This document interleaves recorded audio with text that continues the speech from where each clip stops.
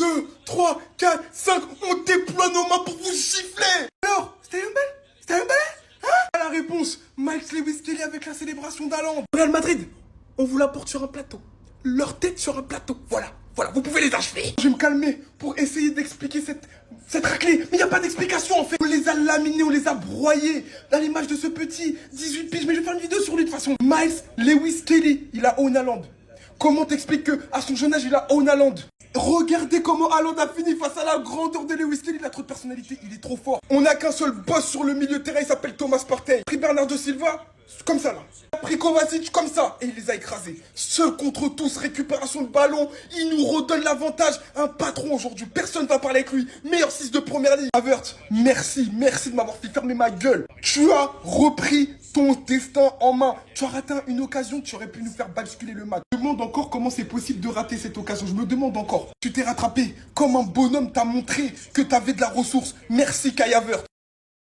Martin Odegaard, merci pour les travaux, je te salue. On en a mis 5. Voilà, qui va nous arrêter? Raya. Mais bien sûr Raya aussi, j'ai oublié. N'oublie pas les travaux de Raya, il nous maintient en vie dans ce match. Je pense que si il n'est pas là en première mi-temps, on peut vraiment rentrer avec 2 buts contre nous. Et ça fait que, merci Raya, tout simplement, voilà. Pas besoin d'aller chercher midi à 14 h et le petit Ethan. Noaneri qui rentre, qui ramène... Les gars, j'ai trollé, j'ai plus les mots, j'arrête. Stop. Je suis sous le choc. Je suis sous le choc, les amis. La performance d'Arsenal aujourd'hui contre Manchester City a tout simplement été exceptionnelle, surtout en deuxième mi-temps. Mais, excusez-moi de dire que cette équipe de City aussi adore s'auto-saboter cette saison. On en est à 8 erreurs individuelles qui ont conduit à des buts cette saison. C'est une première sous l'histoire de la carrière de Pep Guardiola. Et on voit vraiment une équipe en crise de confiance. Parce qu'en plus, après le but d'Haaland, tu es censé reprendre de la confiance. Il y a encore une erreur de Foden. Il y a eu une erreur en tout début de match sur le premier but. Et ensuite, Arsenal amène son jeu quand ils ont repris l'avantage à 2-1. Et ensuite, ils ont complètement déroulé, ils ont été énormes, ils ont été très bons. Déjà même au début du match, le pressing qu'ils ont infligé à cette équipe de City pour aussi les forcer à faire ces erreurs. Voilà, mais la démonstration est énorme et c'est juste une réelle récompense pour le travail de Mikel Arteta depuis toutes ces années. City qui était la vraie bête noire d'Arsenal. Au match aller aussi, on se rappelle d'Arsenal qui menait 2-1 jusqu'à la toute dernière minute à 10 contre 11 pendant toute une mi-temps. Et City qui avait égalisé à la toute dernière seconde. Là, Arsenal inflige encore un sacré tarif à Manchester City qui va très mal. Évidemment, de mauvais augure avant de jouer cette double confrontation contre le Real Madrid. Encore une humiliation pour Manchester City en première ligue et c'est pas la première cette saison. Stay humble, hein. Ouais, Haaland, ouais. Ah bah voilà l'humilité, hein. Ah ouais, déjà se faire tout petit c'est mieux quand tu reviens à 2-2 alors qu'en face ils sont à 10. Là vous êtes fait taper. Et c'est dommage parce qu'en vrai ils ont pas fait une mauvaise première mi-temps, c'est ça le pire. C'est pour ça que d'ailleurs vous félicitez Raya. Parce qu'il fait des arrêts mon pote en première mi-temps, quand tu vois le résultat, faut le remercier. Non, moi ma question préférée, parce que en fait là il y a 2 équipes qui s'affrontent en Ligue des Champions. Aller-retour la semaine prochaine, dans un peu plus de 10 jours, qui aiment bien se manger des manitas. Maintenant, c'est quelle équipe qui va se manger ça va être quoi en fait défensivement? Défensivement, ça va être quoi? Parce que là, en fait, City, il faut aller les chercher. Mais est-ce que le Real est capable d'aller les chercher? De prendre la possession? Je ne sais pas. En tout cas, Haaland, encore une fois, t'as parlé, t'as demandé qui il était, le Lewis, le petit là. Que Niaweri, excusez-moi, et Lewis. Ah ouais, on parle de Lamine Yamal, Koubarsi, mais les petits là, faut un peu les mettre aussi en valeur. Et ce, malgré une égalisation d'Haaland.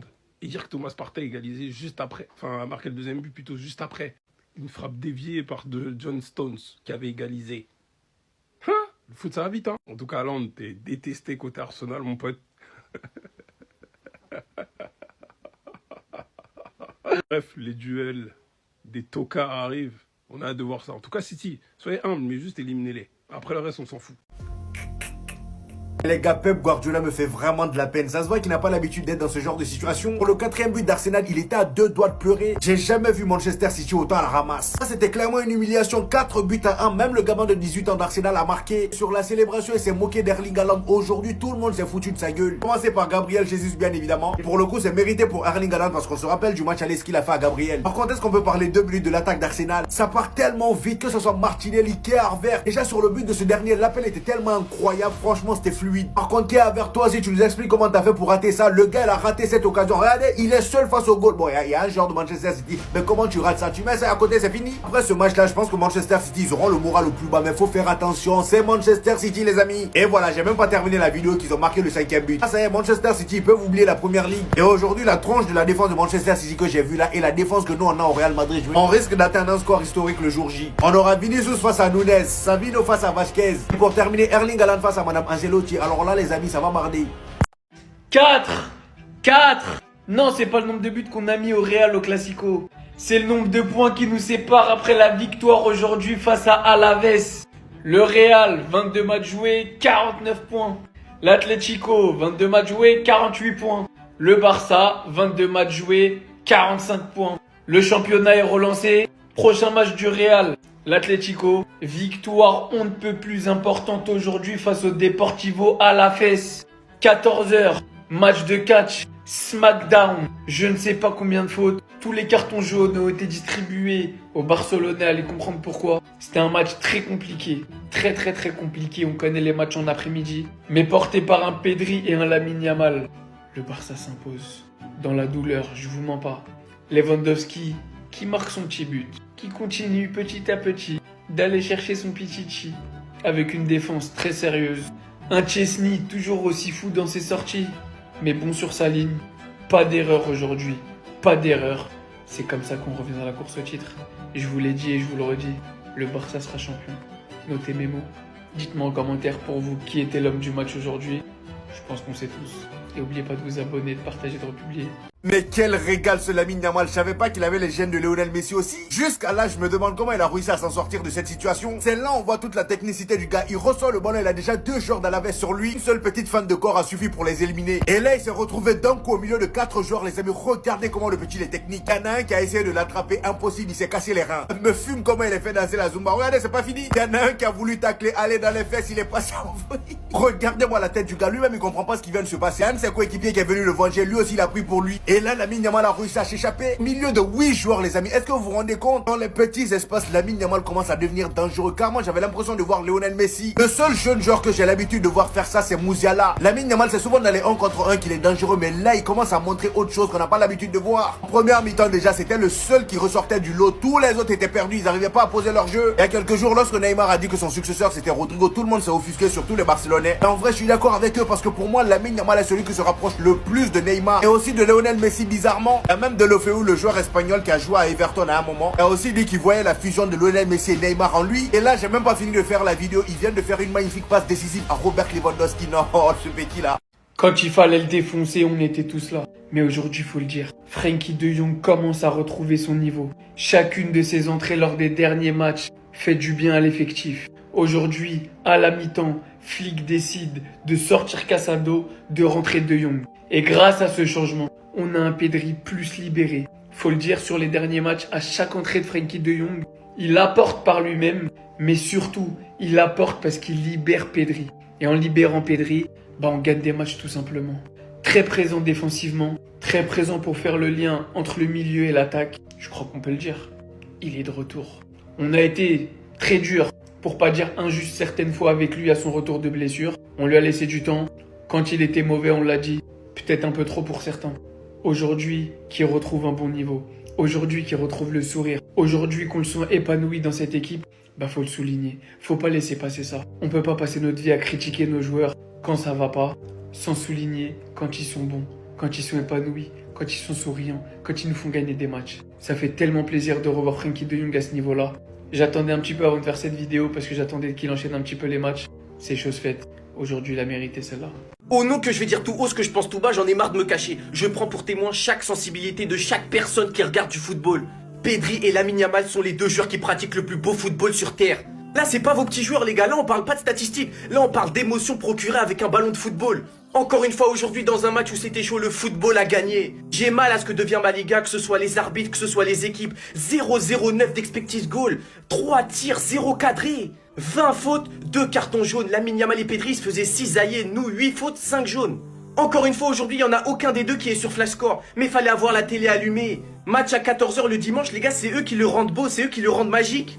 Et dire que ces 2 mecs vont prolonger encore avec nous, dites-vous qu'il y en a un qui est pas majeur. Les deux, ils sont entourés de 4 joueurs en même temps, juste avec des feintes de corps, des crochets, une conduite de balle. Ils arrivent à te rendre ce moment magique. Les gars, là, on parle de vrai football, on parle de pur football, là. Parce qu'encore une fois, c'était un match qu'il fallait gagner, les gars. C'était un tournant de la Liga hier. On revient à 3 points de l'Atlético et à 4 points du Real qui s'affrontent la semaine prochaine. Mais vous deux, merci, vous me rendez heureux, vous me rendez joyeux. Dites-moi ce que vous en pensez en commentaire, les gars. N'hésitez pas à vous abonner, vous êtes des bons, nous, on avance. Je vous le jure, vraiment les amis, sur tout ce que j'ai de plus cher, que pour moi, à l'heure actuelle, le meilleur numéro 8 du football, c'est ce mec. Et personne d'autre. Je vous le jure les gars, oui il y a des mecs dans la discussion, ce que vous voulez. Le plus fort dans le sport qu'on appelle le football, c'est Pedri. Les amis, est-ce que vous avez encore vu la deuxième mi-temps? Et si vous avez vu tous ces matchs là depuis janvier, il n'y a pas un match où c'est pas une masterclass où on n'hésite pas à le mettre dans les hommes du match du Barça. Les gars, c'est stratosphérique. Le rapport avec le football de ce garçon. Tout à l'heure, Omar Da Fonseca a dit une phrase exceptionnelle. Plus les espaces sont petits, plus Pedri est grand. Et ça veut tout dire sur la force du joueur. Plus il est sous pression, plus il est dans des espaces réduits, moins il perd le ballon, plus il est élégant dans ses prises de balle. Mais ses prises de balle, venez, on en parle. Dès qu'il a le ballon, là, il fait tout bien. Il perd jamais le ballon, jamais. Il peut être sous pression, les mecs, ils arrêtent de le presser à la fin du match tellement il écœure tout le monde. On n'arrive pas à lui prendre le ballon. À un moment donné, il y a du pressing, ils sont 3, ils se retournent. Il arrive à faire des dribbles exceptionnels. Il oriente toujours le jeu de la bonne manière. Il fait des passes millimétrées extraordinaires qui peuvent te déverrouiller un bloc bas. C'est stratosphérique. Oui, pour moi, Pedri est le meilleur milieu du foot actuellement. Victoire 1-0 dans la difficulté. Les Madrilènes, vous sentez le vent arriver là? Alors oui, ça a été une victoire difficile. Tous les matchs ne seront pas faciles en Liga, même à domicile. Lamine Yamal, t'es un malade mental, toi. T'es un malade mental. Le dribble, éliminer 6 joueurs digne de Messi, être entouré de 4 joueurs, mais t'es un malade. Merci pour les frissons, toi aussi Rafinha, parce que ce dribble-là, félicitations. Je vais pas trop gueuler, parce qu'en vrai, je suis satisfait. Ça montre qu'il y a eu de la résilience et du sérieux, parce que 11 hors-jeu. Un clean sheet. Je crois que depuis Bilbao, il n'y a pas eu de clean sheet. Félicitations, les gars. On a joué à 14 h. Puis quand Sanchez a des nudes de l'arbitre et que dans ce cas-là, il faut attendre la 13e faute pour que lui décide de siffler, les gars, c'est très compliqué. Très, très compliqué. Mais il faut se l'avouer, on n'a pas été bon du tout. En première mi-temps, mais il y a eu beaucoup de déchets. Beaucoup. Même en deuxième aussi. Mais on s'en est sorti. Grâce à un but de Lewandowski, ce tapis-là, il est très difficile à mettre, mais on l'a dit de ne pas flopper. Il n'a pas floppé. Séquence directe, il est le premier des 5 grands championnats à marquer 30 buts cette saison. 37 ans. C'est passé bien évidemment par un Pedri. Dicter le tempo. Notamment sur la relance de Chesney. Bref. Mais aussi parce que tu ne peux pas le prendre ballon, que tu sois 2, 3, tout seul. Tu ne peux pas. Il va trouver un moyen de se retourner pour aller le prendre. Et on a constaté peut-être une chose. Hein, on vous a dit de rester pour le train de partir, enfin qu'il n'y ait plus de place pour le train de Jong. Parce que c'est lui qui soulage Pedri, si on regarde bien. En ça. Parle pas trop, mais hein, t'as capté. Petit mot pour Pau Cubarsí qui a eu son permis en fait, qui a sorti une performance de fou. Et d'ailleurs, Alain Oro, là, t'es sorti à la mi-temps parce que Eric Garcia a des qualités que tu n'as pas, notamment à la relance, pour débloquer tout ça. Donc, en tout cas, encore une fois, merci Lamine Yamal pour les frissons. Rafinha aussi, parce que ce dribble là, pour. Des remplaçants qui finiront par avoir une place de titulaire. Attention, l'entrée de Fermín Lopez en 10 a fait énormément de bien. Et Fermín, depuis quelques matchs, il est très très intéressant, on commence à le retrouver petit à petit. Déjà lors du dernier match en Liga, il t'a mis 2 buts, 2 passes D. Aujourd'hui, son entrée nous a fait énormément de bien. Quand tu sais que Olmo se blesse beaucoup, qui est le titulaire indiscutable à ce poste, et que du coup Fermín et Gavi se disputent la place, franchement les gars, ça va être très intéressant à ce poste-là. Et il y en a un autre de l'autre côté, que Flick a jamais lâché. Et Flick est en train de faire taire tout le monde. On s'est tous dit comment De Jong allait réussir à sauter Casado qui est exceptionnel depuis le début de saison. Vous avez vu les entrées de Jong? Vous avez vu quand De Jong il est titulaire lors des derniers matchs? De Jong commence à devenir très très intéressant. Et qu'il se réveille en plus à ce moment-là de la compétition les gars, franchement ça fait kiffer. Sachant que le pire aujourd'hui je le sentais bien. Et c'est son maillot que j'avais mis. Et il ne m'a pas déçu. Frankie De Jong va bientôt retrouver sa place de titulaire. Ça commence à se faire petit à petit. Et de l'autre côté, Ferran Torres devient un très bon remplaçant. Enfin bref, sinon vous les gars, vous en pensez quoi? Ramenez sur Snapper, on s'ennuie. Les gars, je pourrais venir et vous dire que je suis heureux parce qu'on revient à 4 points du Real et à 3 points de l'Atlético, sachant qu'ils s'affrontent la semaine prochaine. Mais non, la Liga montre encore une fois que c'est le pire championnat du monde avec des arbitres de merde. C'est ce qui montre. Comment je peux venir vous parler de foot et vous dire qu'il y a eu 20, j'ai bien dit 20 fautes. Alaves a fait 20 fautes. Le Barça a fait 8 fautes. Et encore Alaves, ils ont fait 20 fautes, mais l'arbitre il siffle rien. Donc même malgré le fait que l'arbitre siffle rien, il y a eu 20 fautes. 2 cartons jaunes. 2 putains de cartons jaunes. Et bref, on va passer Un Lewandowski buteur sur une reprise de volée contrée par Lamine Yamal. C'est tellement dommage. Il a 30 buts, 3 passes D, mais il pourrait tellement avoir plus. Au moins, il prend un peu d'avance sur le Pichichi. Gavi qui est sorti en début de match suite à ce choc. J'espère qu'il va bien. L'entrée qui a changé le match pour moi, c'est celle de Frankie de Jong, mais bien évidemment, il aura une vidéo. Cette image symbolise tout le match. Des casseurs qui, j'espère, la saison prochaine vont se faire reléguer aussi. Parce qu'ils ont rien à faire en Liga. Enfin bref, sinon vous les gars, vous en pensez quoi? Ramenez-nous sur cette importance, on s'ennuie.